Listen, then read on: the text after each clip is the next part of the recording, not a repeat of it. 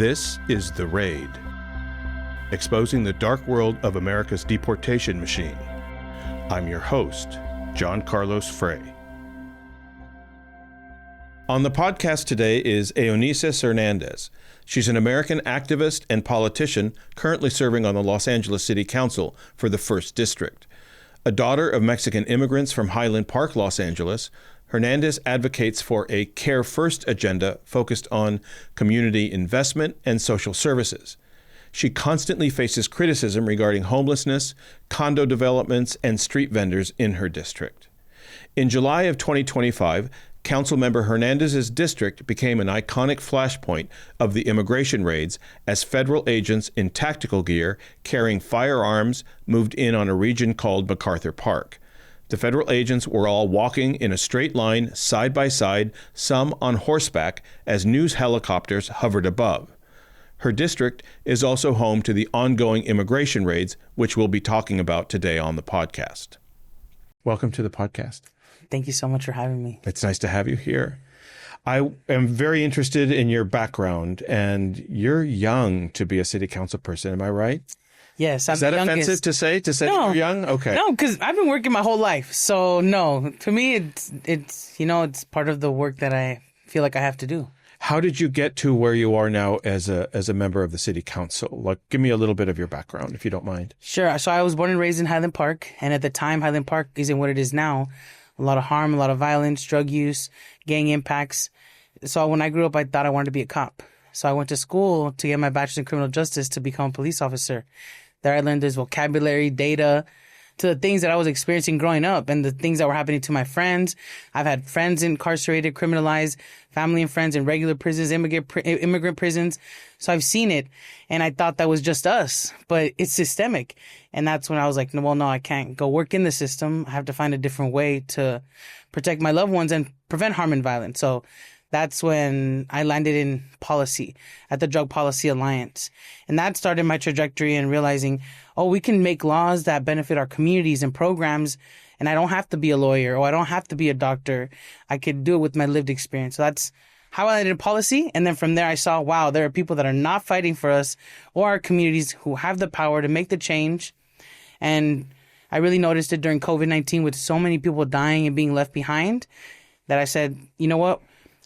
My work and my advocacy needs to go beyond the sector of criminal justice and into my whole community. And so that's when I decided to run for office against Gil Cedillo. But you are also an abolitionist on some level, right? Yes. And people get scared, like, you're an abolitionist? The first interviews when I won was all about me being an abolitionist, but they didn't ask me what that meant.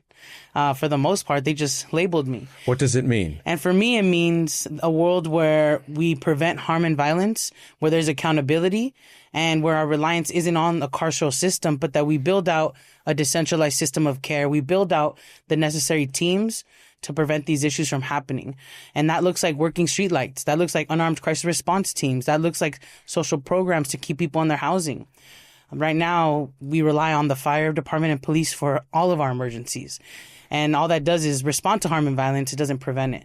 And I asked myself 3 questions in moving towards an abolitionist vision. And that's 1, is the policy and decision that I'm making going to leave anybody behind? 2, am I giving more money and more power to the systems that harm us with this decision? And 3, am I building something that I'll have to destroy in the future, like the empty jails that sit in my district? And so if it's yes to any of those questions, then we go back to the drawing board because we can't afford to leave people behind. We can't afford to keep building more jails that be empty or filled up with people that are not keeping us safe. And we can't keep giving more money to the systems that harm us because then they become more powerful. A little bit about that, because it kind of relates to what I wanted to talk to you about. But I want to go back a little bit before that. Your parents are Mexican immigrants? Yes. From? Guadalajara and Morelia. And how does that inform who you are? Well, I mean, it informs my identity of struggle. It informs my identity of, having a family that's been impacted by several issues, including intimate partner violence and having to leave violence to seek a better life. That is a part of my trajectory and my story. And so when I see my communities that I represent, it connects me with them. I know it's a lot of their lived experience, but I think it's a positive thing that has made me into a warrior. You were born here. I was born here in Los Angeles at the California hospital.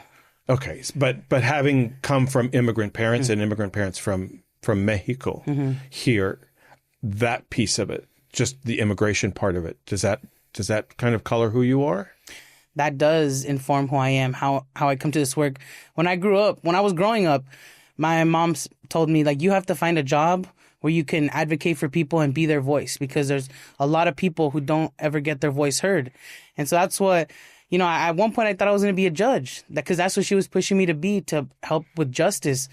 And so, yes, our experiences, their immigrant experiences, inform why I seek justice for all our communities all the time. It's a little bit different than just providing a meal to your family, or to bring money home, or to make sure that your family is secure. You're actually being asked to go another level and to advocate for the people that can't advocate for themselves.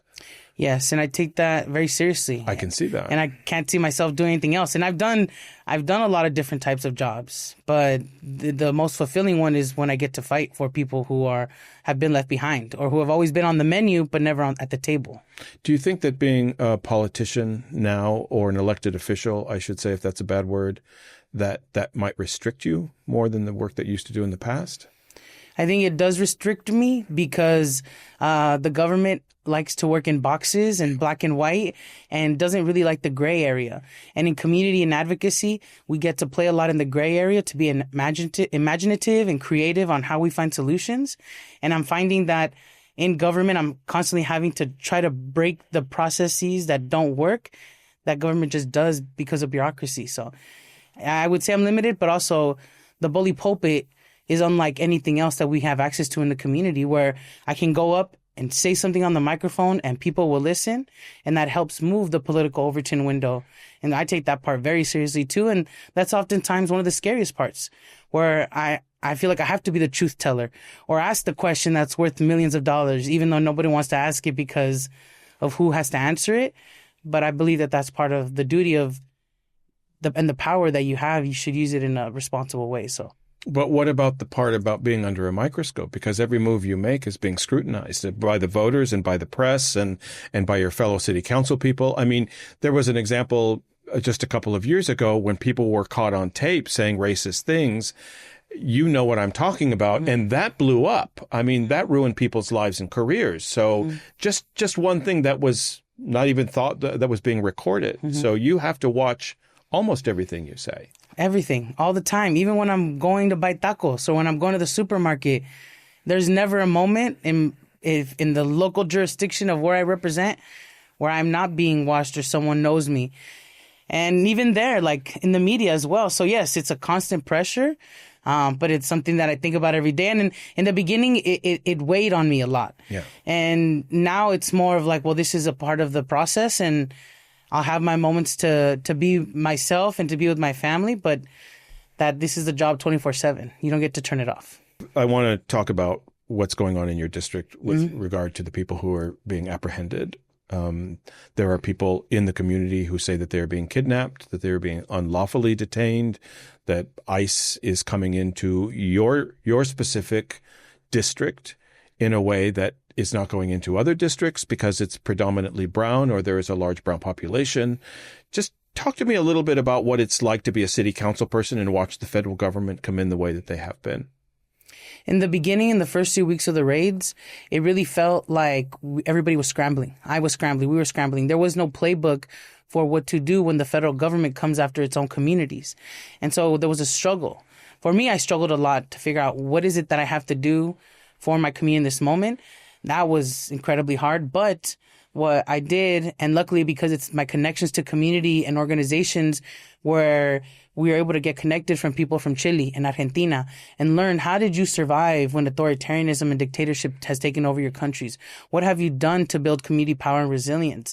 And so learning that there are playbooks, that the playbook doesn't exist for our country on what to do when they come for us, but our country has done it to other people, and other people have survived similar situations. So learning from that, Now, we have $500,000 in rental assistance funds for our community. We have $500,000 going to food distributions.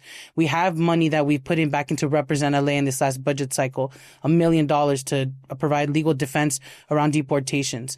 We were able to put $1 million back into our day labor centers after that funding was cut in the proposed budget. So for me, that's where I felt like we've had to step in, is fill the gaps after these raids have happened. But it's been horrible. Like, these are people that look just like me, that look like my loved ones, who are literally getting picked up off the street and thrown into the back of cars. And the only reason that we can see why is because they look like me. That's why they've been picked up and kidnapped. And I will use that word because the videos that I've seen outside of my day labor centers, grenades being launched out, Penske trucks being used, this is not, an operation that looks like has been done with a lot of meticulous analysis and intentionality. They went to the Home Depots because they know that's where immigrants are and where brown people are. And so it's been difficult, but I feel like we're feeling some gaps of the horror that's been happening. MacArthur Park is in your district. Yes. And July of 2025, Greg Bovino came with people on horseback and did this big show. And for what reason? Do you know? Well, the reason we saw is to create a TikTok video to show what they were capable of other jurisdictions. And I said this right after that they came to MacArthur Park, that Los Angeles is the canary in the coal mine. That what they were doing here, they had planned, they were going to do in other places with their new budget.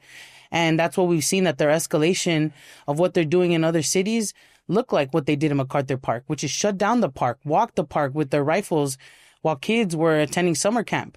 And people say, well, the kids didn't see the weapons, but the kids are at home also watching TV, watching what's happening. And for them to know that they're agents outside of the building that they're in, that's going to terrify them.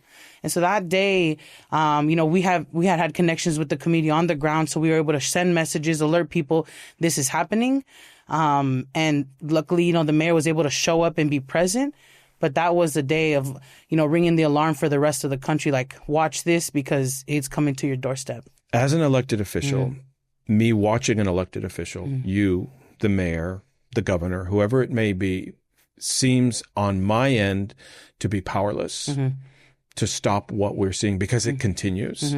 Then I see it in Minneapolis, and I see that the mayor is screaming into the microphone and the governor is screaming into the microphone, yet people are getting shot and killed and people are still being taken. What can you do as an elected official? What authority do you have to stop what we're seeing?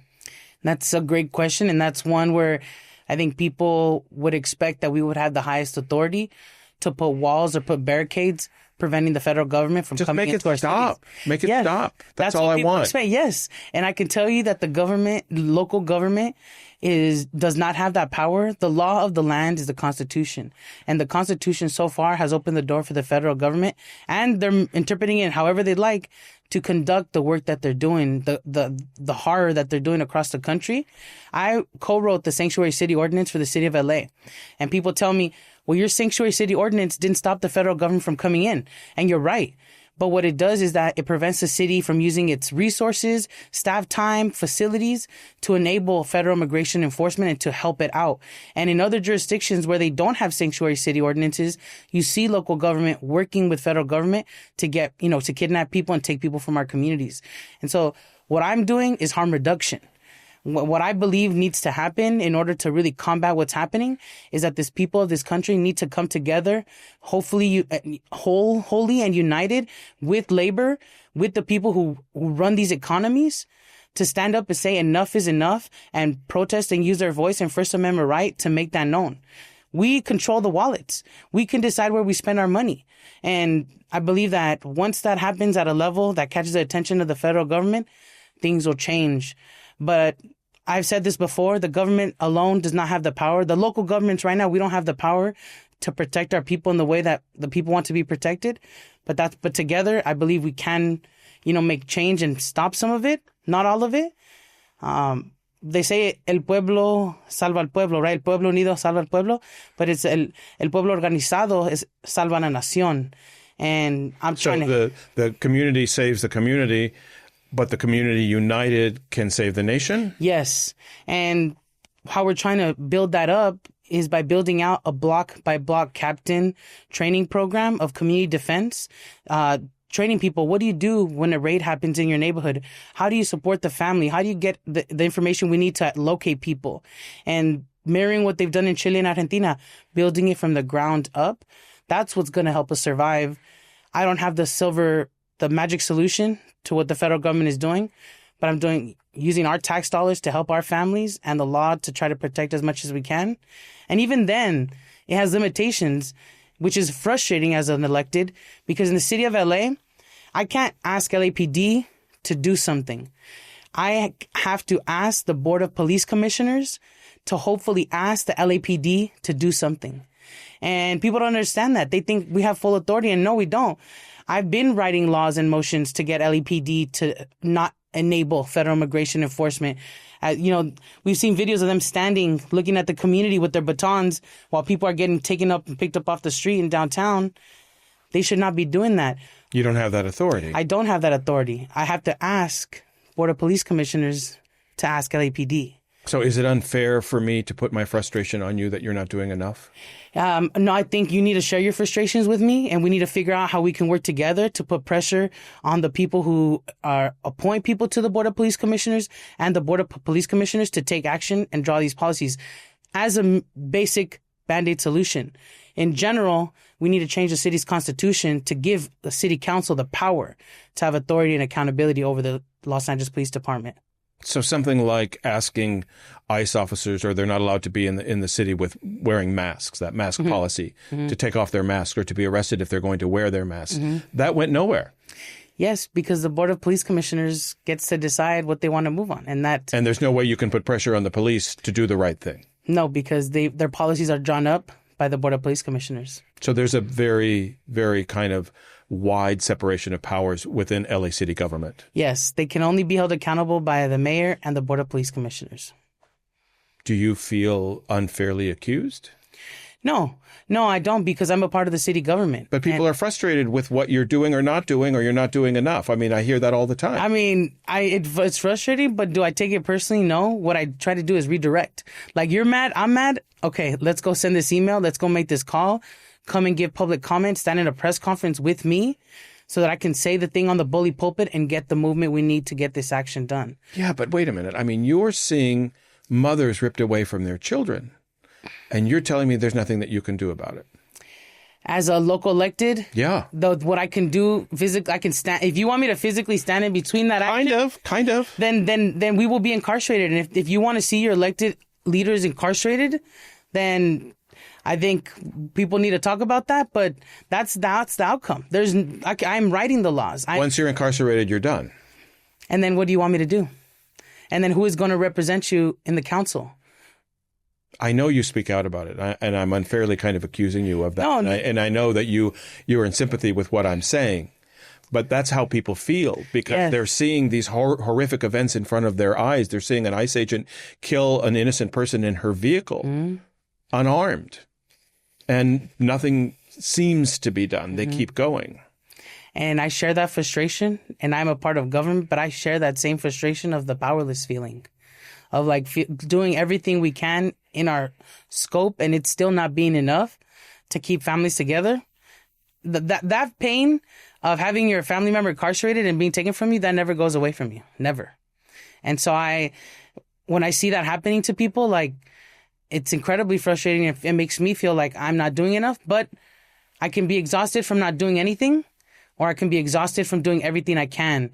And I choose to be exhausted by doing everything I can, even if it still is not enough.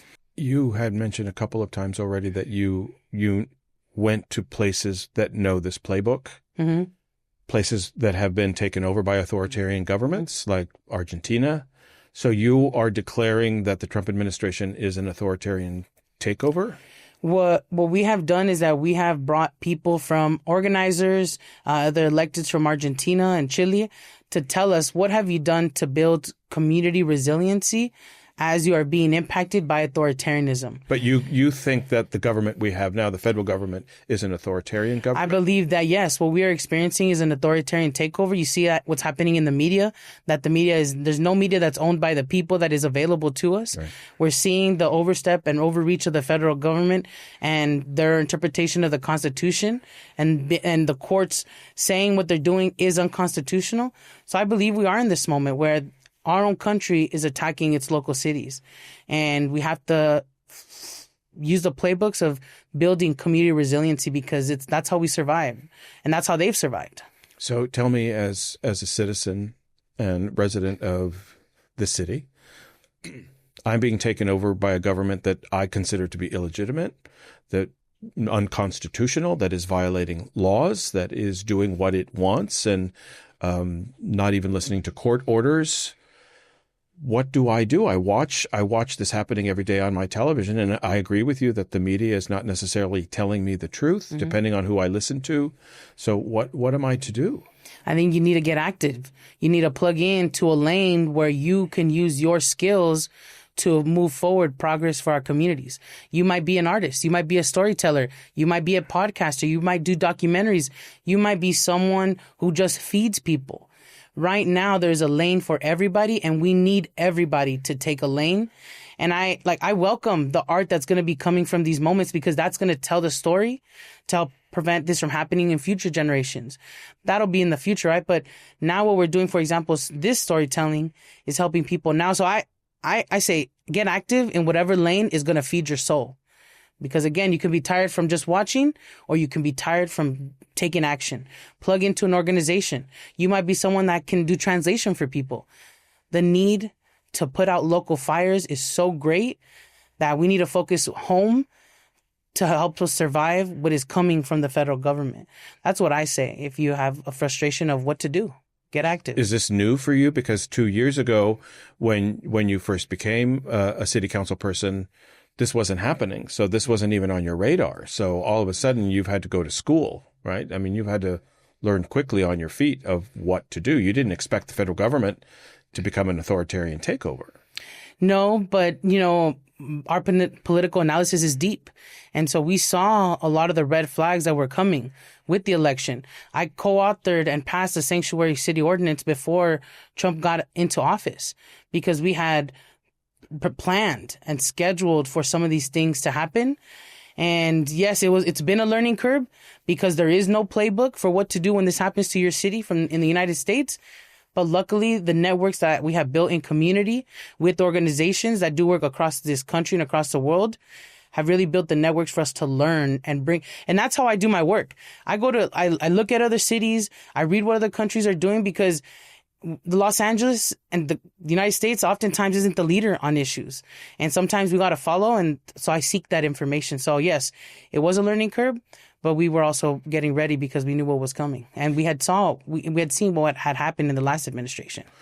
There's a little confusion with some people that I know that don't quite understand what sanctuary policies are for and what they do to protect those that are undocumented. They're specifically for the undocumented in the community, right? Yes, they are. So our sanctuary city, every jurisdiction has written their sanctuary city ordinance a little bit different. Our ordinance is strictly focused on not sharing data with the federal government that will enable federal immigration enforcement. It says that no staff can be used to enforce the law. No facilities such as parking lots, police parking lots can be used for staging or federal immigration enforcement. And that keeps information and data within the city, and that makes sure we don't use our resources for that. And like I said, every other jurisdiction is different. Ours, there's ways that it can be tweaked to become stronger. We're in conversation with the city attorney about that, but we've already been sued on our sanctuary city ordinance. And obviously it isn't frustrating that we can't just put blockades, but other jurisdictions that don't have these protections are sharing information that they have with the federal government to enable federal immigration enforcement. They're sharing their facilities to allow for this enforcement to happen. And we're saying we're not doing that. And that, I think, has been helpful in keeping families together. That doesn't put a target on your back because the federal government looks for places that are sanctuary cities and wants to break them up. So they may come after you because you have sanctuary policies. They've come after us already. We're sued. We're experiencing a lawsuit as a city for this ordinance. And that is always on the minds, I think, of all the legislators here in the city of LA. Because we are trying to move work that might seem radical, but is very basic in nature. But I mean, it's no secret that Trump doesn't like Los Angeles because of things like that. Yes. And we are part of the fourth largest economy in the entire country. And and the raids have put us in a tight economic situation where our small businesses are struggling, our communities are struggling. But people will always want to come to Los Angeles and California. And he can have feelings about it, but we're just trying to make sure that our city and our state progress forward for our families. So you have these sanctuary policies in place to not necessarily kind of work hand in glove with the federal government when it comes to immigration raids. Yes. But it doesn't seem to cross over into corporate America. I'm talking about Home Depot. Mm-hmm. There's not much you can do about the way Home Depot governs its policies when it goes to day labor centers or the Home Depot that's in your district in Cypress Park. I know you are outspoken about Home Depot. Can you tell me a little bit about your relationship there? Yes. So I have 2 Home Depots in my district. Both have been hit at least 4 or 5 times. One of the first raids that took place in the city was at the Cypress Park Home Depot Day Labor Center. And each time the raids have happened there, they've become more and more aggressive. Wait, that's the famous one that we've all seen with the Penske truck? Yes, that's the Westlake one. Agents were in the back of the Penske truck and went into the parking lot and filmed themselves, right? Yes, Operation Trojan Horse is what they called that, right. Using war tactics against our community. So yes, I have those in my district. And in the city of LA, if you want to build a Home Depot, there's an ordinance that requires you to essentially add in a day labor center. So you look at the Home Depots in the city of LA, there's a day labor center there. They're not happy about that. They don't want people in their lot looking for a job, even though that has been the custom since I can remember. That is what Los Angeles, that is what Home Depot is seen as that is the culture. They don't want that. And they put their hands up in the air that, well, we can't do anything. We can't stop them from not coming into the we can't stop them from coming into the store. We can't stop them from coming into our parking lots. And they just put their hands up. Yet at the Cypress Park Home Depot, not only do they throw their hands up as if they can't do anything, they use harmful tactics to get organizers and day laborers out. They put a sonic sound machine that messes with your hearing, where people congregate, where organizers will congregate, that do the watch over that area and alert when there's a raid happening or approaching. They've also put different infrastructure to prevent people from entering those locations. So they're doing a lot. And they try to kick out, most recently, serve them an eviction notice to the day labor center. And we said, absolutely not. And so I don't have the power and laws to dictate what Home Depot does, but I have the bully pulpit and the community behind me and with me and other legislators calling out what seems to be unjust from a community that they extract so much from. I hate to ask you this because I'm not on the side of the question I'm going to ask you, but I just kind of am interested in the answer. You have been advocating for your entire career as a council person for the underserved. Is that fair to say? Yes. And sometimes the underserved are here without papers. Yes. Is there a conflict there because they're not U.S. residents, they're not here legally, they don't have the proper documentation, and I'm assuming that because of where your district is, there's a large population of undocumented here. If I were a right-winger, I would say you're advocating for illegal behavior. Well, people want to say that being undocumented, that you're illegal, that is a law that's written on paper. Our federal government has the power to establish a federal immigration policy and process to make sure that we can document people, know who they are, know where they're working, and have a system where the taxes are paid and we as a country and as a city and a state get revenue. They can do that. They're choosing not to do that. And so for me, if people are here in my neighborhoods, in my city, I'm not going to leave them behind.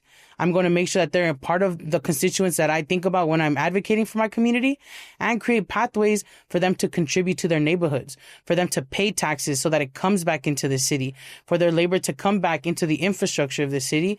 I'm looking out for those positives because I don't believe that wasting our money and incarcerating people because they're immigrants is serving the benefit of anybody other than the corporations that make money when you commodify black and brown bodies as they're doing now. You don't see them as whether or not they do or don't have documentation.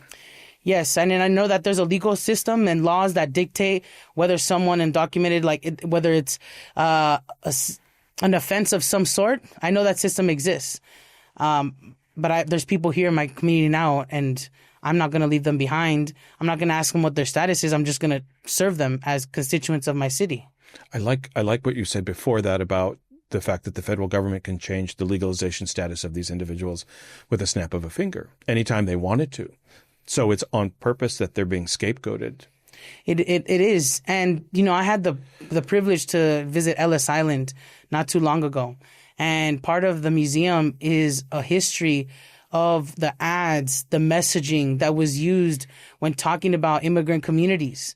And it was as if they were talking today. It's the same. It's the same.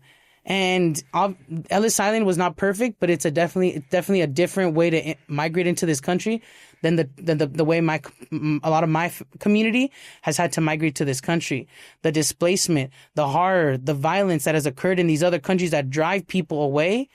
I also feel responsible for that as someone who's a citizen of this country, to see what we have done to other parts of the world that have dried out those places of any prosperity or opportunities.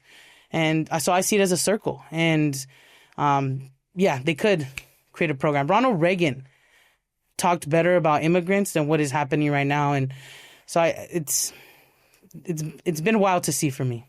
I think also that we as government or we as citizens have kind of created the mess that we're in.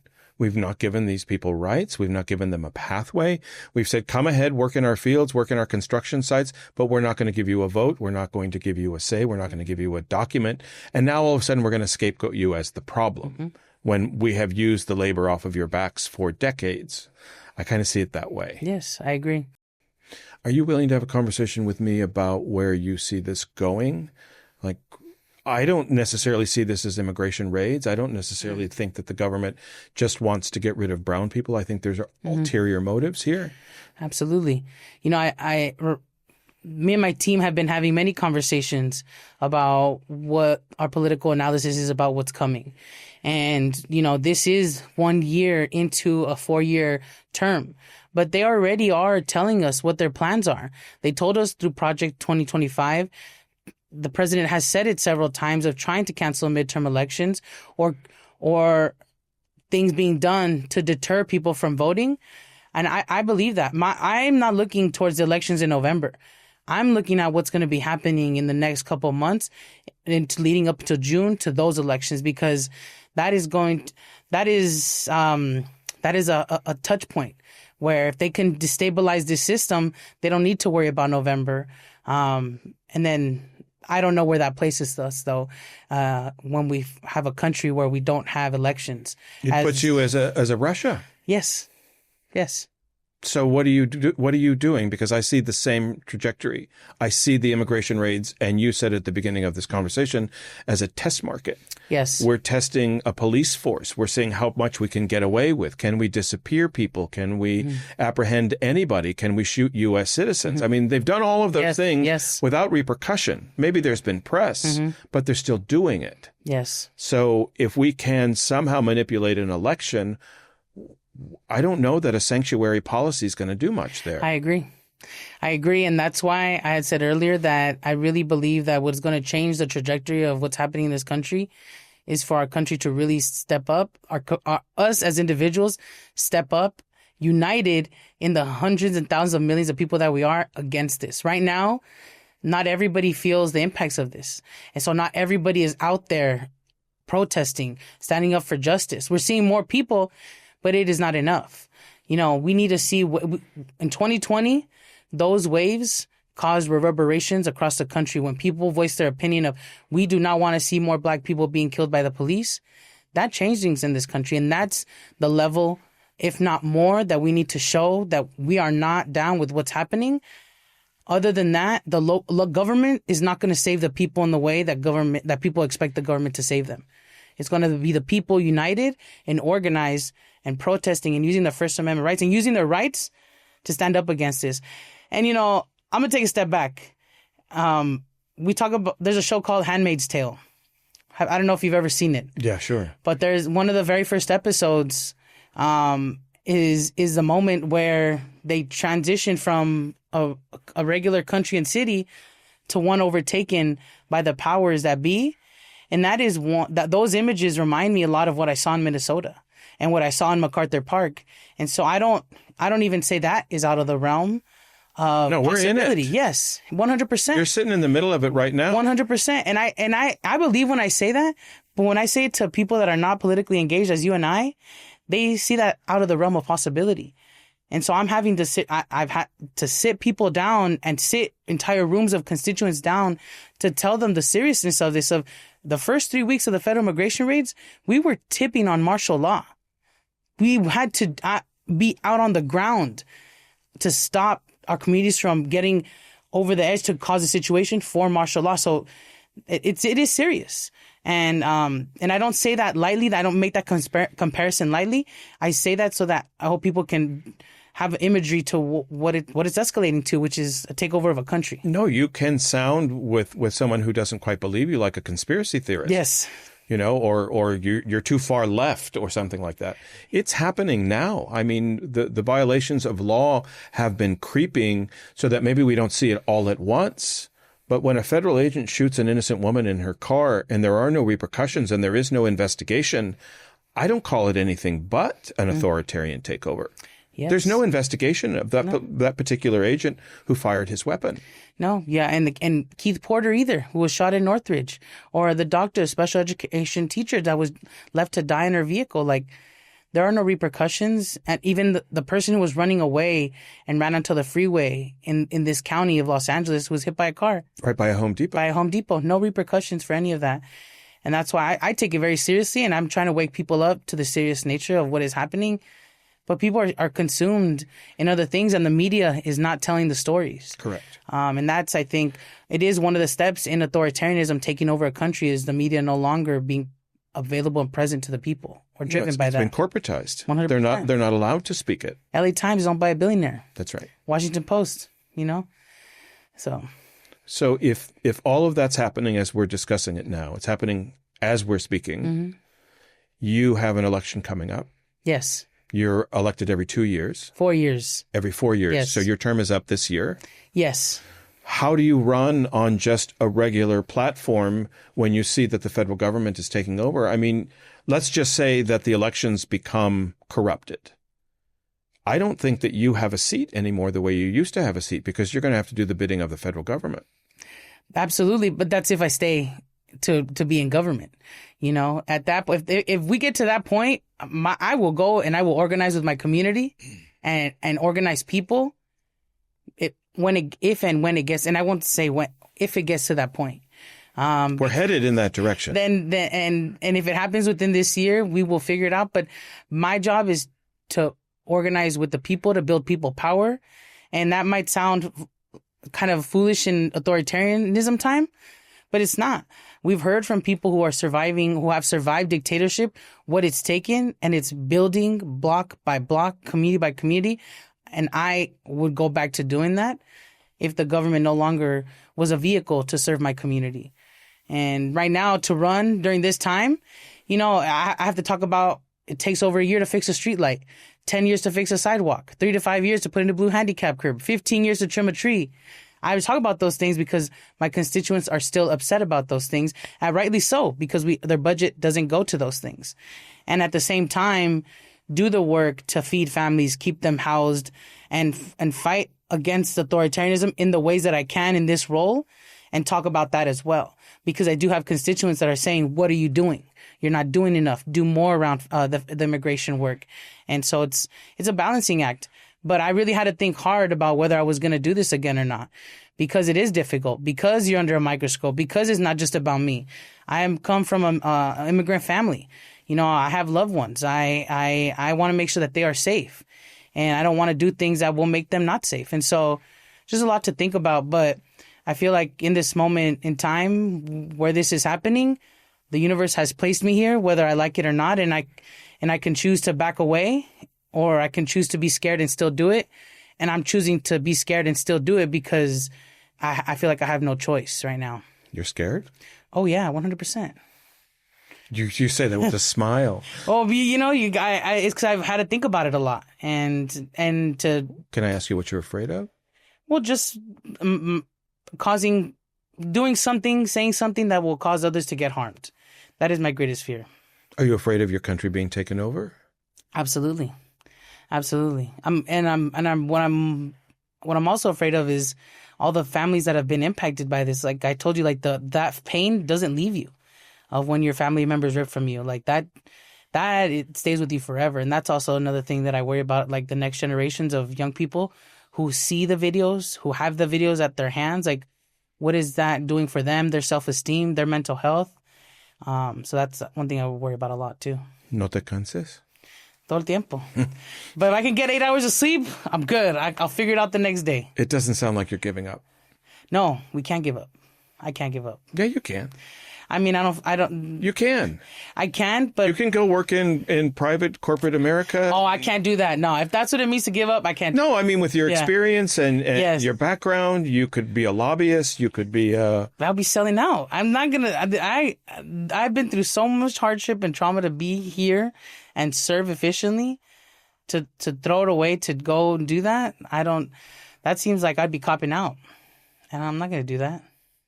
What's left? What's left between now and November for you? What's like on the agenda? I know fixing the street lamps and dealing with your constituents and all that, but you've got a little fire going here, so... Yes. So there's obviously all the work that needs to be done within the city. I'm trying to push us to be more proactive in our lawsuits and in our defense around the federal immigration raids. And that requires me pushing our other city departments and electeds to be a little more brave. But I think we have to be there. We can't just keep following and then just knocking on as many doors as possible. I need to knock on over 60,000 doors before June for my reelection, and that's what I'm focused on, and raising money. I don't take money from special interests. My money comes from the community, and so I got to raise the money to beat all the corporate, landlord, and police money that is being thrown against me. Do you find your fellow city council members, the mayor, all the electeds that your colleagues, I find some of them not so bold, not so outspoken? I find some of them as well. And, sometimes that is because their districts are not impacted or they don't. They're impacted. And what I was going to add to that is that it's different. I feel it's different when it happens to people that look like you versus people that are in your community. You can decide how you want to take that impact and that trauma. And I think some people have been shielded from that a little bit. Or it's a political move? I mean, well, in a political move in a city with 1.3 million people, that seems like a bad political move. 1.3 million immigrant people out of 4 million people, it seems like a bad political move. Yeah, but some people are afraid of federal repercussion, or maybe that their constituents don't want you to be so outspoken about immigrants, or maybe my district is on the west side a little bit more. Yeah, and the politics are very different on the west side. The incomes are very different. The people are very different too. So I could see why there would be pressure not to speak up. I would want to kick them all in the butt and say, come on, time is wasting. Time is wasting. And luckily on the west side, there are several elections that are happening right now where if people want to see different movement from the representatives, now's the time to get active. I know people are frustrated like, oh, elections, I don't want to have to keep doing it. I hope that I can be an example of when you elect people that are doing this for the right reasons, that you can get them to move for your community. Not everybody's like that. Not everybody rejects special interest group money. Some people welcome it. They thrive off of it. And that dictates how they move. Good policy is good politics? I would say good values is good politics. Eunisses, this is an emergency time. Yes, 100%. This isn't for fun and for play. No. I mean, it's serious and it's coming down, and I don't think they're going to go lightly. I think that they see the election too. They see the polls. They see that they're under. So they're going to use whatever trick that they can or whatever authority that they have to take over or to keep power. I'm not saying that as a conspiracy theorist. I know you're not, and I wholeheartedly believe you. It's part of my analysis. And I have not said all the things out loud that I believe will happen because I don't want to say them out loud. But I know that it has to do a lot with violence and control and weapons. And we've seen it. We've seen it. And that is not out of the picture. So when you say that, I know. And do I still have hope? Yes. Does that mean that we're not going to lose people or that things aren't going to happen? No. I just am trying to do step by step the things that I hope will create a buffer between some of those potential impacts that could be coming. I'll say it. I mean, there are 10,000 more ICE agents still coming on board. There's 100,000 plus people that they want to incarcerate. Mm-hmm. They are buying venues to put people in, warehouses to put people in. You know, this isn't over. This whole immigration raid or grabbing people and deporting people or disappearing people. We're seeing maybe half of what's even capable. Mm-hmm. I agree with you. And I don't see it changing until there's, for example, a general strike or millions of people coming together to say enough. I hope so. Me too. Gracias. Mil gracias. Thank you. Thank you. Thank you for listening to The Raid, available wherever you get your podcasts. For more information about our guests and the subjects we cover, please visit our website at theraidpodcast.org.